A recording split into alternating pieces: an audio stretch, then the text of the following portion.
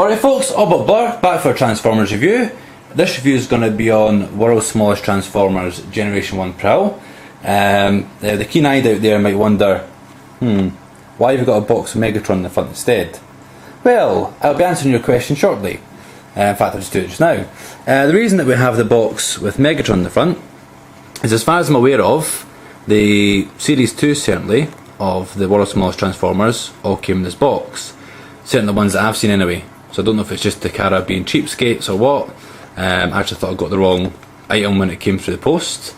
But certainly, this is definitely Prowl. We'll have a little closer look at the box, as I think it's pretty cool. No doubt it is Transformers.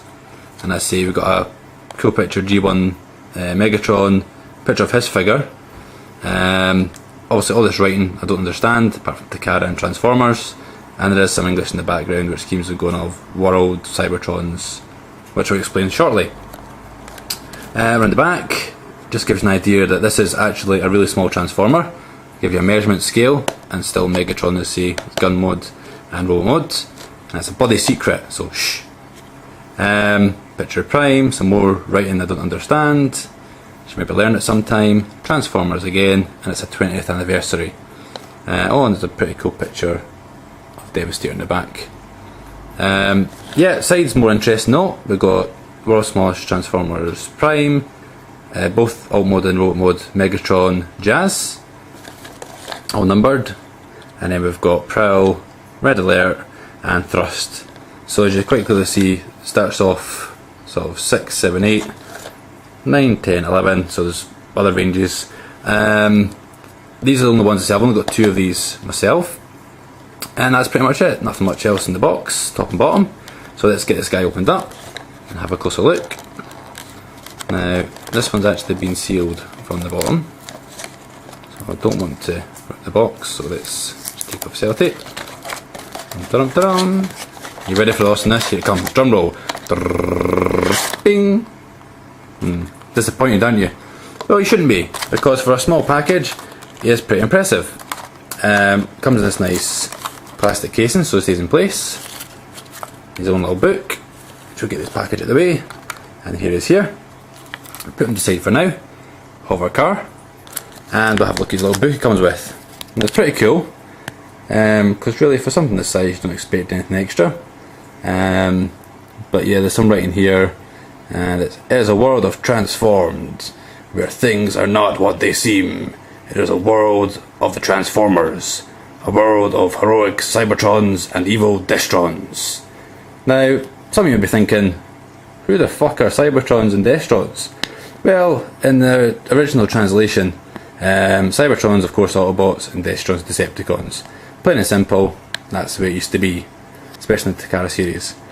Enough said, correct me if I'm wrong, but that's as far as I'm aware. Turn it around, and here is another picture of the robot and vehicle mode. Not much point in transforming it now since you know what it looks like. Obviously stats, once again I have no idea which stats are which, so moving on. Little booklet shows transformation and guides how to do it. So pretty cool, I like the idea that's inside there. On to the main event. We're going to take him out of his plastic prison, or plastic paradise. Doesn't want to get dusty. And there he is. Can you see him? Let's get in. There he is there. He's about the size of a micro machine. Actually slightly bigger I suppose, but so you can see it a bit better, I'll bring him close to the camera. So, for something so small, the detail is pretty amazing actually. He's got his police badge on the front here. My finger's huge compared to it. It's Autobot insignia. Obviously they've coloured the lights in, which is cool. Even got the venting detail, which, considering there's bigger Transformers don't even have that level of detail, is pretty smart. Look on the side, he's got his piece and some silver alloys. Back, not that interesting, some tail lights. See, still great attention to detail. Black windows, which is cool, and his doors can actually open both sides. Of course that's part of his transformation. And he's got the classic G1 Prowl getting a paint job the black bumper. So hopefully that's a good enough view for you to see. Give a little bit of size comparison just now. So one of the mini bots, Power Glide. So in scale, it was actually a proper jet. Even this is still out of scale, but just to give an idea exactly how big the figure is. Transformation now. Now those of you who have G1 Prowl, it is pretty much the exact same but in mini form. I don't really go by instructions, so I'll just do it my own way. First I'm going to open the doors, bring his legs down like so, which just kind of moves his window out of the way. Won't be very careful. There we go, it's moved. Swing his whole torso around like so, and you can see nicely concealed. And we're going to try and get his hands out like this.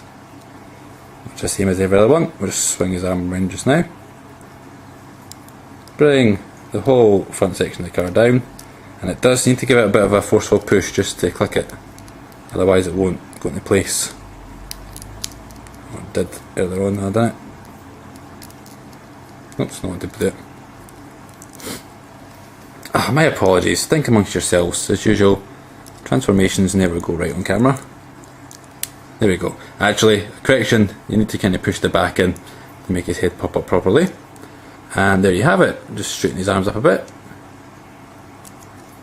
And there we have, I'll get this little bit of cardboard back in. Generation 1, or smallest Transformers Prowl. Let's see if I can get on this face. Got enough light.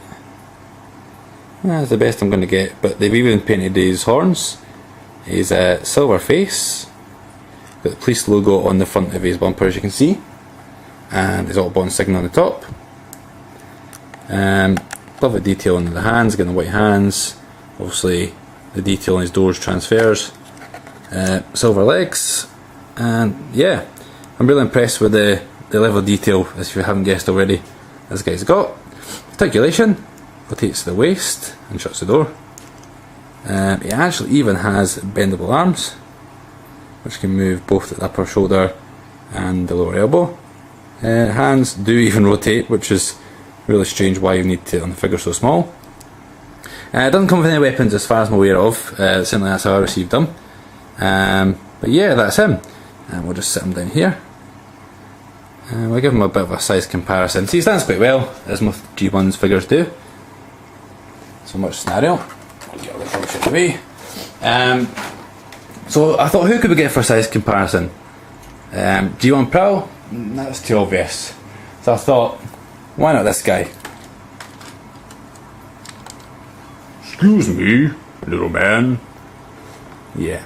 So we have Metroplex, which I thought was kind of cool because the fact that this guy's meant to be a city probably seems in pretty good size comparison to him. So yeah, pretty cool to have these little guys maybe have Metroplex and city modes. I'm not going to do that, it takes too long to transform, and I can't be bothered in this video.